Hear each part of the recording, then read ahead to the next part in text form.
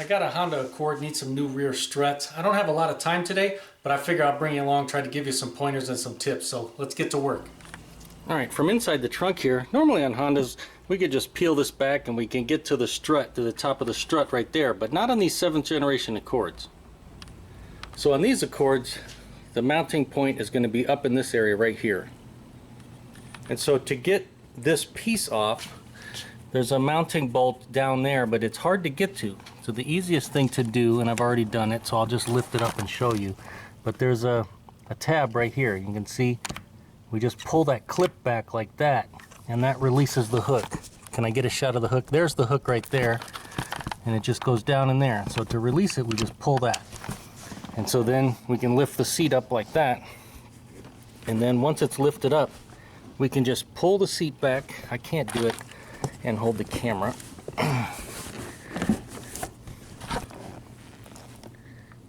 Alright, so I can do it two-handed really easy, but holding the camera one-handed is kind of hard. But there you can see there's the attachment point for this trim piece for the seat right there.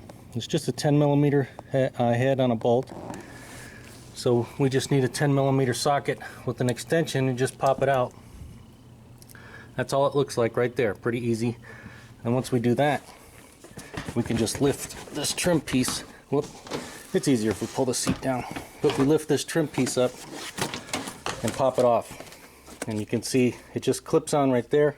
And where's the other one? Right here. So yeah, it just clips down right there and up behind the seatbelt right there. And then once we get that off, you can see this is where our strut is right here. But this plastic piece is kind of over it like that. So the easiest way to get to it is just peel the back, peel it from the back, and then pop it down. Because if you look, you got this clip, then that one, and one on the other side. Then you have this lip right here. So it's easier to peel it from the back, and then you pop it down. And so now we can get to our top mounting bolts right there, mounting nuts. Alright, and a couple more bonus tips. On these models, you have to disconnect the top of the stabilizer link here. And on Honda units, it's going to have a hex on the front here. So you want to hose these things down with penetrating oil. And if you can, do it a couple days before and let this stuff sit. If you live in a really rusty area, you may have to just cut these off. But otherwise, hose them down with penetrating oil. Oh, and while I'm thinking of it, there may be a bunch of garbage in there. So you may want to take a pick or something and you know, get all the garbage and crap out of there first.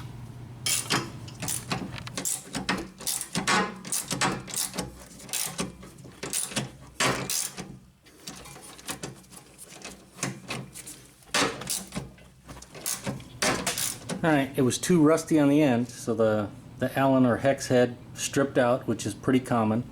Why Honda likes to use this design, I don't know. But we'll just put some vice grips on there. You can see I got the old Milwaukee's. Just did a video on these. I got that in there. And what's nice about this is we can, let me see. We can put something in here and we can tighten it, which is kind of nice. So we'll tighten this bad boy up. Yeah, we're either going to break it or we'll tighten the hell out of it. Now we'll see if we can pop that off. I'm going to grab an impact and just see if we can zap it off.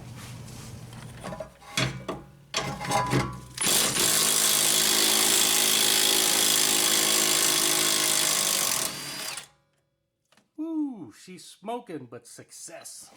And I almost broke my light.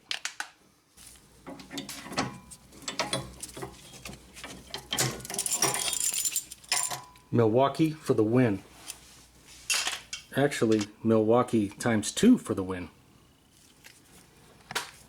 And I don't know if you can see right here, this little edge or lip, that's where I was biting on it with the Milwaukee. I wasn't grabbing the threads, I was biting on it right here. And to get the last bolt out, guess what I'm going to use? Milwaukee for the win again. Alright, and to pop this lower bolt out, all I did was press down here and pull it out. Now sometimes you got to use a pry bar to pry down and pull it out. Sometimes you need a punch to punch it out. Luckily this one was not seized in there. As you can see, there's no rust right here on the smooth part of the shank. So that's good, but sometimes they'll seize in there and then you're in for a fight. When I reinstall them, I'll put a little bit of fluid film right here so that they don't seize for next time. And because the top bolt gave me issues, I just did the same trick with the bottom bolt. Just put the locking pliers on there and zipped it off with the impact. And to get these, especially that back one, you can usually just sneak in there with a regular 3/8 inch socket and ratchet. You can see it's a little bit longer ratchet, but you can see I got it.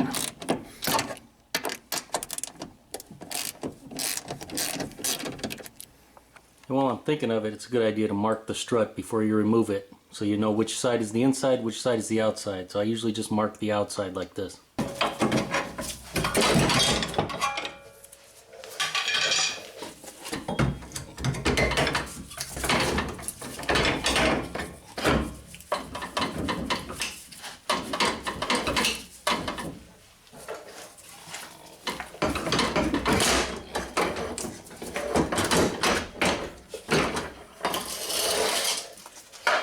There we go. A little clunkier than normal, but that's what happens when you got the camera in your way. Alright, here's a good look at our strut.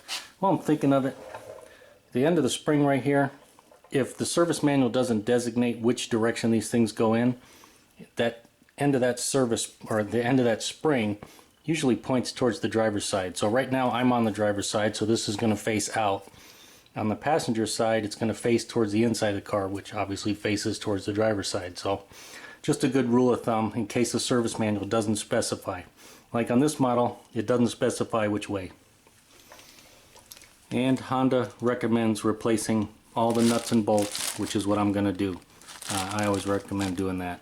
And I always recommend doing the stabilizer links like I'm doing on this car. Usually I will replace them if I'm doing the rear struts.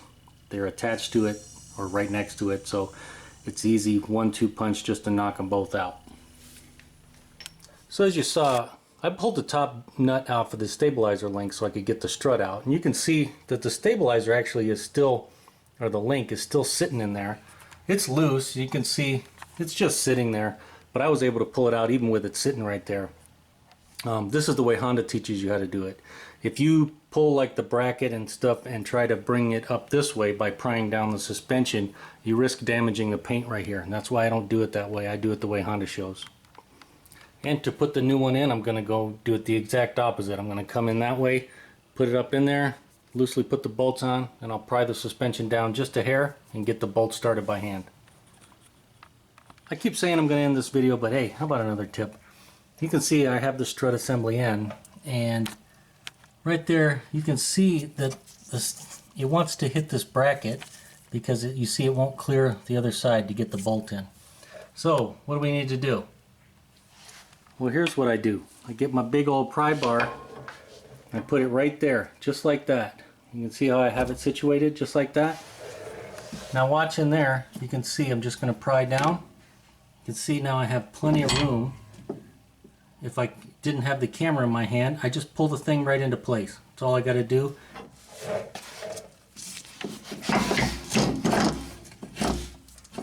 That's it. You just have to pry it down and then lift it up and over. And for that bolt, I put the pry bar in the same position, and I just put my hand over here and I just pry down on the suspension, and I take the bolt and I start it by hand. By applying pressure on the pry bar, I take the pressure off the thread so I can start it by hand, and then I look on the other side and I make sure I see the head of that bolt coming into the threads. That way I know I'm not cross-threading it. You don't want to cross-thread things. That would really make this job crappy. Alright, once I get that bolt started by hand, then I grab a ratchet and I tighten it up, or I bring it in almost until it starts to make contact with the bracket in there, maybe just a millimeter or two away, and then I leave it right there. And now this is one of the most important steps, is we want to tighten the bolts up, the top and the bottom, or the nut and the bolt on the bottom. We want to tighten them up under load. So we want this suspension to be loaded. So we got to jack the vehicle up on one of the suspension parts back there, not on the rotor or anything. We'll jack it up until the vehicle just starts to come off the lift, and then we know that it's under its own load, and then we can tighten everything up. And the reason we do that is, you can see right here on our old strut, you see this is a rubber bushing right there. And so if we tighten this up down here in this position, that rubber bushing is going to be like that. And then when we put the tire and everything back on and lower the vehicle, that suspension is going to come up here to where it rides. And if you notice what my hand did, you see how it twists like that? That's exactly what your suspension is going to do. So now that's going to be tightened down here, and it's not going to want to be able to freely turn like this, and so it's going to be under a constant bind, and that rubber is going to deteriorate much faster than it would have without, if we have done it properly. And so that's why we want that rubber to be up in its proper position, and then we tighten it down. That's the reason why we put the suspension under a load to do this stuff. Alright, you can see that's where I put the jack on these models, and then we'll just jack it up till it just comes off the jack stand. You can see it's just off right now. Now we can tighten everything down. I usually tighten everything down up. I usually tighten everything down here first, and then I'll tighten the nuts up top. And if you want to know the torque specs, that lower bolt is 43 foot-pounds. The stabilizer link, those nuts are 29, and the upper nuts are 37. Now, something to be aware of when you're tightening these up using aftermarket stuff, you see how a shallow socket no longer reaches. These studs are a little longer. See that? Now I use these are mid-length, so I can use a mid-length and get in there, and then I can pull this up just a little bit, and I can sneak my mid-length then back there. A deep is a little too big, a little too much pressure on here, so that's just something to be aware of. How about a little bonus tip for those of you who stuck around to the end? If you go over bumps or a rough road and you hear a little knocking sound like that, or clicking, clacking, thumping, it's this clip right here.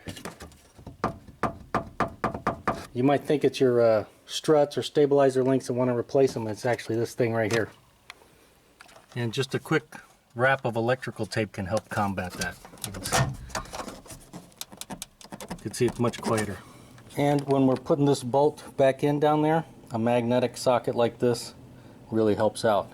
Or as an alternative, if you don't have magnetic sockets, you could just put a piece of glove or a piece of paper jammed in there to hold this bolt in place. Otherwise it wants to fall as soon as you do that. Now if you watch my videos, you know I like to go with Honda parts, but a lot of times I have to go with aftermarket parts, which is fine. I just like to use good quality manufacturers. In this case we're going with KYB, Akebono, Centric, and Moog. And I like those manufacturers, and I don't have any problem using their parts. You can see, here's the original stabilizer link from Honda, and then here's the Moog aftermarket one. You can see this one's a lot beefier. I think this one is much better quality than the original.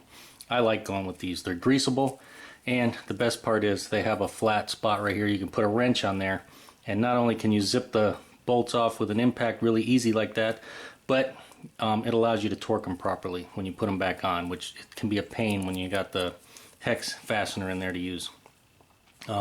So yeah, I really like Moog. And while I'm thinking of it, the original ones, these are 29 foot-pounds when you torque them back down, although it's difficult because of that thing. For this one, the Moog has upgraded it to 33 foot-pounds, and you can see right on the bag there, if that was at all legible, 33 foot-pounds. So they did up the torque a little bit for their own part. And while I'm on the subject of these stabilizer links, these nuts right here are locking nuts. You can see that's why it stops right here. So that's why these need to be replaced every time. And that's also why they can be difficult to pull off when these things get rusted on there, plus the locking mechanism. It can make it a little difficult. That's where this design with the flat spots for a wrench really is much better. Improvise, adapt, overcome. Sometimes that's what it takes when you're working on vehicles and in life. This vehicle got new bushings, new links, and new complete strut assembly, so it's doing a lot better. And as always, hey, if the video helped you out or you liked it, make sure to give it a thumbs up. Thanks for watching.